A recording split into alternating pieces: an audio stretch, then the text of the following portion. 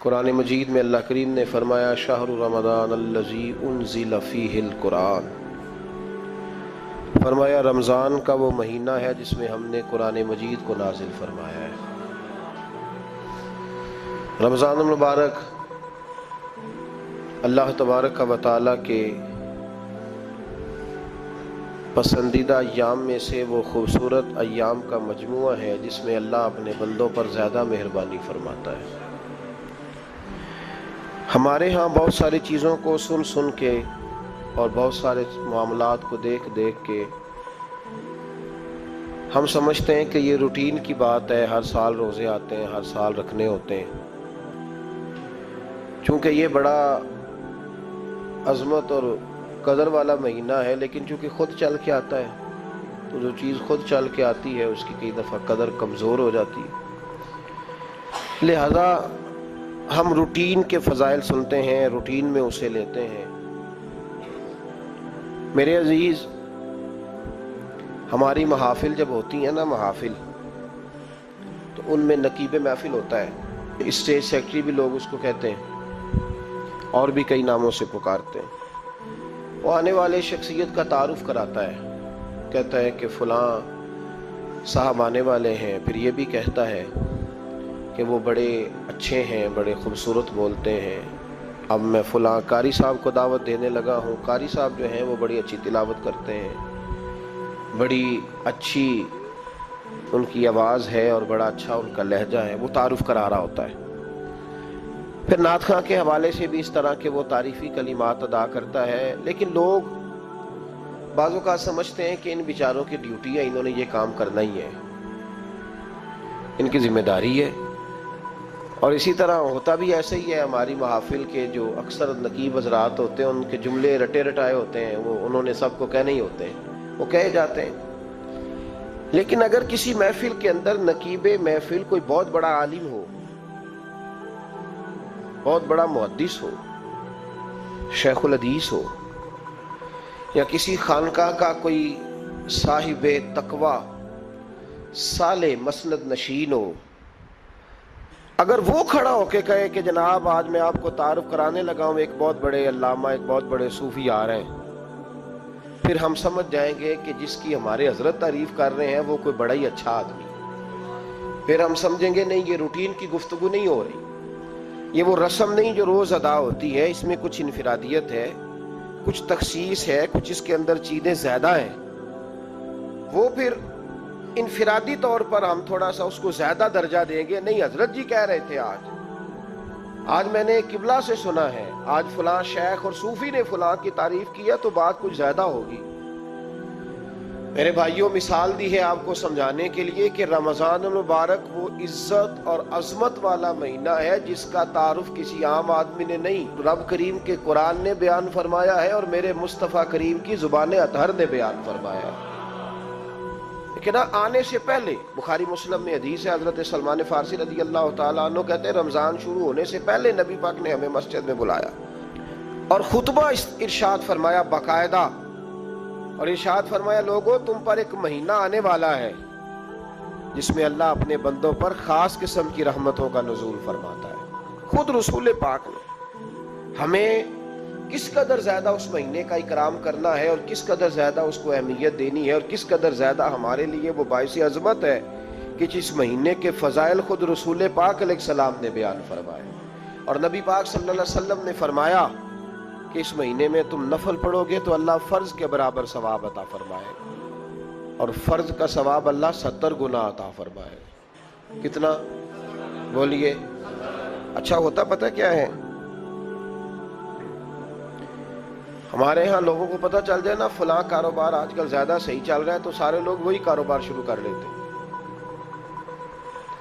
سی N G کچھ دنوں بڑی زبردست تجارت ہوتی تھی، تو میرا خیال ہے کہ ہر کلومیٹر پر الا ماشاءاللہ سی این جی نظر آتی تھی۔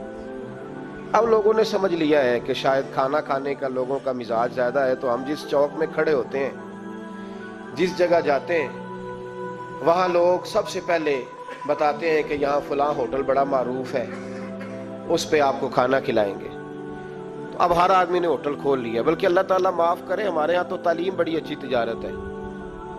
جب سے سرکاری اسکولوں کی حالت تھوڑی خراب ہوئی تو ہر بندے نے پرائیویٹ اسکول کھول لیا. بہت بڑی تجارت ہے معاذ اللہ. میں کبھی کبھی پریشان ہو جاتا ہوں کہ وہ قوم کیسے آگے بڑھے گی جو تعلیم بیچتی ہے. اور اللہ تبارک و تعالیٰ مجھے معاف کرے تو ہمارے ہاں تو صحت کا شعبہ سب سے زیادہ تجارت کا حامل ہے کہ اگر کوئی آدمی اچھی انویسٹمنٹ کر کے کسی اچھی جگہ ہاسپٹل بنا کے کوئی 2-4 اسپیشلسٹ ڈاکٹر بنا لے تو پھر تو وہ بے شک جھاڑو کے ساتھ پیسے جمع کرے, مسئلہ ہی کوئی نہیں. ہم یہ کرتے ہیں کہ جو پتہ محسوس ہوتا ہے نا کہ اس جگہ مجھے رمق زیادہ نظر آ رہی ہے, تجارت میری زیادہ بڑھے گی, تو لوگ ادھر توجہ کر لیتے. او خدا کے بندو, صحابہ کا مزاج یہ تھا کہ جہاں انہیں پتہ چلتا تھا نا اس نیکی کا ثواب زیادہ ہے تو وہ بھاگ کر اس نیکی کی طرف توجہ کرتے تھے. آپ صحابہ کی سیرت کی کتابیں دیکھیے, حضرت انس بن مالک رضی اللہ تعالیٰ عنہ فرماتے ہیں جب نبی پاک علیہ السلام نے رمضان کی شان بیان کی تو صحابہ کا یہ مزاج بن گیا کہ وہ اپنے سارے کام رمضان سے پہلے سمیٹ لیتے تھے. رمضان شریف سے پہلے سارے کام سمیٹ لیتے, لینے دینے کے معاملات صاف کر لیتے, خریداری ہو جاتی. گھر کے اندر کوئی کام کرانا ہوتا تو وہ رمضان سے قبل کرا لیتے. یکم رمضان کو وہ مسجدوں میں ڈیرے لگا لیا کرتے. وہ کہتے تھے نیکیاں جمع کرنے کے ایام ہے. نیکیاں دیکھیں نا, سب سے مصروف ترین زندگی ہمارے نبی پاک صلی اللہ علیہ وسلم کی زندگی ہے. 23 سالوں میں نبی پاک علیہ السلام نے 2300 سالوں سے بھی زیادہ کام کیا. بڑا مصروف وقت تھا حضور کا, بڑا مصروف.